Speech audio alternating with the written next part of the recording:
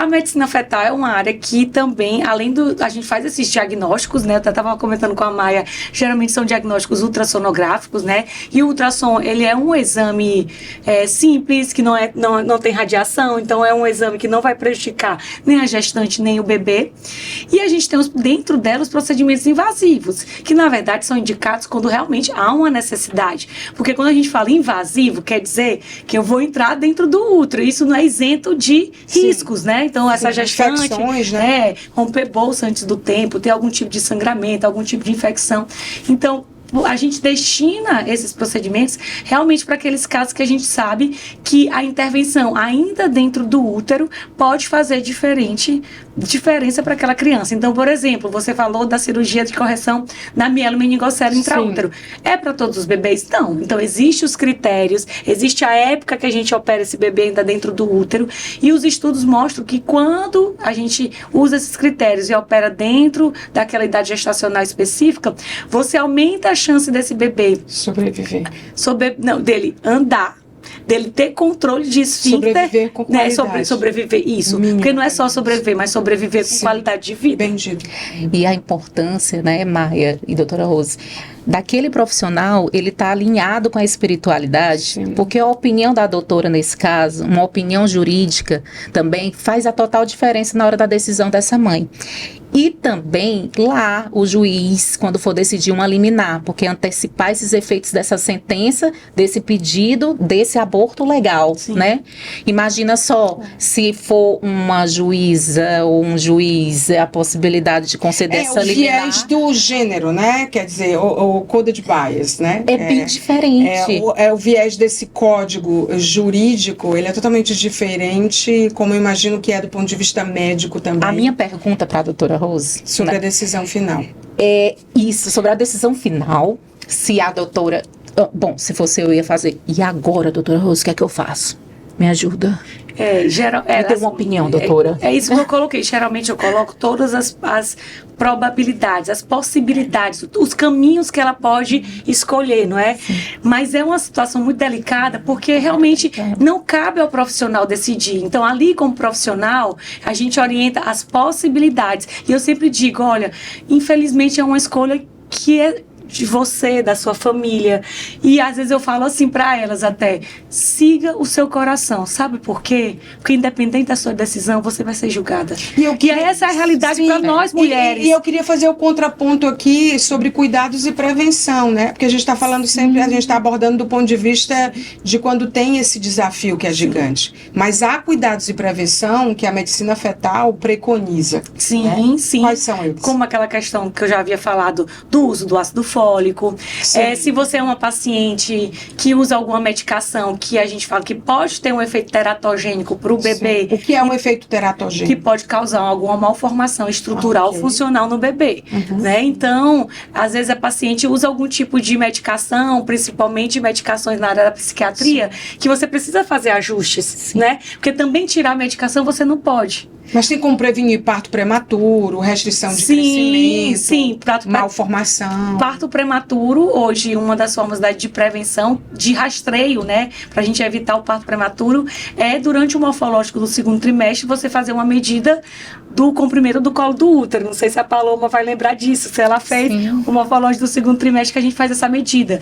Que aí quando esse colo ele é curto, hoje já tem evidências bem estabelecidas na literatura, de que o uso de uma medicação chamada progesterona diminui a chance dessa mulher ter um bebê prematuro. Na ultrassonografia também, Maia, a gente avalia as artérias chamadas artérias uterinas, que são artérias maternas, que também nos indicam a chance da mulher ter pré-eclâmpsia. E aí você vai fazer a prevenção. Tem um exame que ele emite um barulho que ele incomoda ao bebê na barriga? Mas tem um exame chamado castrotocografia, que é um exame que está sendo feito assim, tipo, Eu quero saber, não interessa se o Não, bebê vai... não, mas ele é um exame que a gente faz para avaliar a vitalidade fetal, então é para avaliar se esse bebê está bem oxigenado. Então, por exemplo, não é toda gestante que faz, geralmente Ele não a gestante... é prescrito dentro do pré-natal, durante a gravidez, só se houver uma indicação. Ele não é de rotina, Só só se houver uma indicação. E aí, quando esse é um exame que ele avalia, por exemplo, um dos padrões é o batimento cardíaco do bebê. E o bebê, ele também tem um ciclo sono-vigília igual a gente. Então, o bebê também dorme. Quando ele dorme, a frequência cardíaca dele fica mais baixa. Qual costuma dormir esses bebês? Aí depende, eu acho que depende muito da rotina da mãe, né? E aí, quando esse bebê tá muito quietinho, e a gente quer saber se ele tá quietinho porque ele tá dormindo, ou ele tá quietinho porque pode sugerir alguma alteração, aí a gente dá uma buzinada nesse Tem bebê. os exames também que podem prever algum tipo de síndromes, né? Sim, sim. A medicina fetal também, através da ultrassonografia, a gente, por exemplo, existe o morfológico do primeiro trimestre, que é um exame que a gente faz ali entre 11 e 13 semanas e 6 dias, que avalia alguns marcadores, e esses marcadores podem ser sugestivos de alteração cromossômica ou genética, né? Caso de síndrome de Down. Isso, tipo síndrome de Down e outras síndromes genéticas. Então, a gente faz esse rastreio. E quando existe a suspeita, aí a gente teria que fazer, que é aquilo que a gente estava conversando, um exame invasivo, que é eucariótipo, que a gente tem que entrar com agulha lá na barriguinha da gestante. Mas só diante de uma suspeita. Isso, só diante de uma colhe suspeita. o que dentro da barriga? Colhe o líquido amniótico. No líquido amniótico existem células fetais. Aí você faz a cultura dessas células e aí você vai fazer a análise cromossômica dessas células fetais para saber se tem alguma alteração tem cromossômica ou não. aquele teste pré-natal, até anotei aqui. O NIPT. Que ele é um exame não invasivo. Ele é um teste de triagem também, igual a ultrassonografia. É um exame não invasivo. Então, você pode juntar ele com a ultrassonografia para avaliar o risco dessa gestante ter algum bebê com algum tipo de alteração ou não. É fato dizer que com as tecnologias aliadas, a performance da ciência, né, o crescimento da ciência, a maturidade, as pesquisas, essa colaboração gigante que existe no mundo hoje com a ciência, principalmente no pós-pandemia, porque eu acho que na pandemia os cientistas conversaram mais sobre suas pesquisas, eu acho que houve um nível de collab global muito interessante. É fato dizer que a gente tem mais probabilidade de dar certo dentro da sua área de medicina fetal com esses aliados, que você mencionou alguns, que eu imagino que o checklist é gigante. Eu acredito que sim, Maia, porque entra aquela questão de planejamento. Então, eu planejo a gestação, eu identifico aquelas pacientes que têm algum tipo de risco nas situações que há prevenção. Por exemplo, pré-eclâmpsia, como a Paloma falou que teve. Então, a pré-eclâmpsia é a principal causa de morte materna no nosso país. E aí a gente consegue fazer o rastreio tanto pela história clínica como pela avaliação dessas artérias uterinas. E aí você fala, você tem um alto risco, você vai precisar usar esse cálcio para prevenir a pré-eclâmpsia. Eu estou lhe ouvindo falar e estou pensando na camada de exclusão, porque vamos combinar. A gente vai chutar aí 90% das mulheres não fazem esse planejamento. Né? Maia, a gente tem que ter cuidado com o dado, né? Muitas vezes a gente tem uma opinião baseada nos dados que orbitam em torno de nós. A maioria das mulheres tem filhos com mais de 30 ou menos de 30. Todas nós vamos responder com mais de 30, porque as nossas amigas, as nossas familiares, as pessoas da nossa família estão tendo com mais de 30. Sim. Olha para o Brasil. 80% das mulheres têm filhos com menos de 20 anos. Ou muitas adolescentes.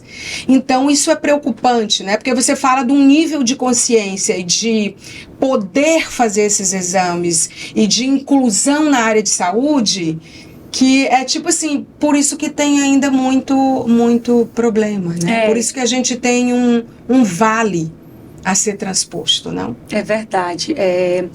Existe, às vezes o pessoal fala assim, gestação não é doença, é algo que me irrita quando eu escuto alguém falar, né? Tipo, gestação não é doença. Você falou no começo que a gestação realmente é algo fisiológico, mas não é para todo mundo. Não é. Não é fisiológico para todo mundo. Tem pacientes que têm... É tipo, nascemos para isso, defina nascemos para isso, né? Não é fisiológico para todo mundo. Então, por isso que a sociedade é muitas vezes cruel. Então, muitas vezes essa paciente, ela precisa sim ser afastada do trabalho dela, porque ela precisa fazer um repouso Ou então maior. ela ser informada de que ela não pode ter filhos sob risco X, Y, Z. Isso. Hoje, Maia, a gente fala muito de letramento do paciente. Sim. O que é o letramento do paciente? Música para os meus ouvidos. É você como profissional fornecer informações de qualidade, não é informação, eu entro lá no Google, aí eu vi que tem isso. Não é isso. Não. É o profissional fornecer informações de qualidade, informações baseadas em evidências científicas, e esse paciente, junto com o especialista, se empoderar da tomada de decisões da sua saúde. Diante do contexto da paciente. Sim. Ela tem recursos financeiros, ela mora na roça, num vale, onde que ela mora, tem médico. A telemedicina vai alcançar isso, né?